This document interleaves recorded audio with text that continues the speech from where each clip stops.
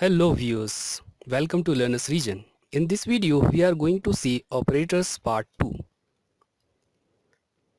So in this video we will see remaining 4 operators category, that is increment and decrement operator, conditional operator, bitwise operators and special operators. So let's begin with increment and decrement operators. C has two very useful operators plus plus and minus minus called increment and decrement operators respectively. These operators are called unary operators as they require only one operand and should necessarily be a variable, not a constant. The increment operator adds 1 to the operand while the decrement operator subtracts 1 from the operand. These operators may be used either before or after the operand. When they are used before the operand, it is termed as prefix form, while when they use after the operand, they termed as postfix form. Here are the examples of increment and decrement operators. While plus plus a and a plus plus mean the same thing when they form statements independently, they behave differently when they are used in expressions on the right hand side of an assignment statement. Consider the following example: n is equal to 6, y is equal to plus plus n, that is prefix form. In this case, the value of y and n would be 7. Suppose if we write the above statement as n is equal to 6, y is equal to n plus plus, that is postfix form, then the value of y would be 6 and the n would be 7. Cause of postfix form, assignment operator gets the higher priority than plus plus, so that 6 will assign to y first, then plus plus operator evaluates and adds 1 to n, and finally y would be 6 and n gets 7. Now time to conditional operator. A ternary operator is one which contains 3 operands. The only ternary operator available in C language is conditional operator pair, that is question mark and colon.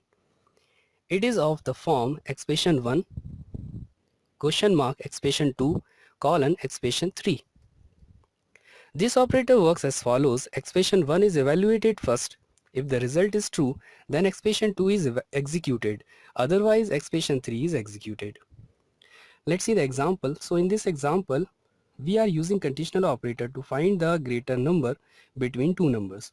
So in this case, B has the greater number and we have written the code x is equal to a is greater than b question mark a colon b semicolon. After execution of code, a is greater than b condition will be false and b will be assigned to x. Likewise, we can find smaller number and also find the greatest and smallest number among three numbers. Now time to bitwise operators. So bitwise operators are used for manipulation of data at bit level. These operators are used for testing the bits or shifting them right or left. Bitwise operators may not be applied to float or double data type. Here are the operators.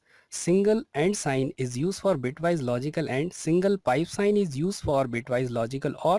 Caret sign is used for bitwise logical exclusive OR. Double less than sign is used for left shift. Double greater than sign is used for right shift, and tilde sign used for one's complement. Now see the special operators.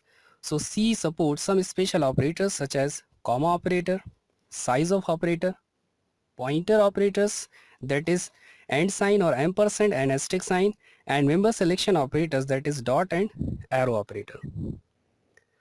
So the comma operator, this operator is used to link the related expression together. You can see an example. The size of operator is a compile time operator, and when used with an operand, it returns the number of bytes the operand occupies. The operand may be a variable, a constant, or a data type qualifier. Here are some examples of a special size of operator. In first example, size of sum will assign to s in bytes. If the sum is integer type variable, then 2 will assign to s. If sum is float type variable, then 4 will assign to s. In second example, 4 will assign to n in bytes because long int has 4 byte storage capacity. And in third example, 4, 5, 6 is an integer range, so 2 will assign to k in bytes. The size of operator is normally used to determine the lengths of arrays and structures when their sizes are not known to the programmer. It is also used to allocate memory space dynamically to variables during execution of a program. Do subscribe, like, share and comments. Thanks for watching.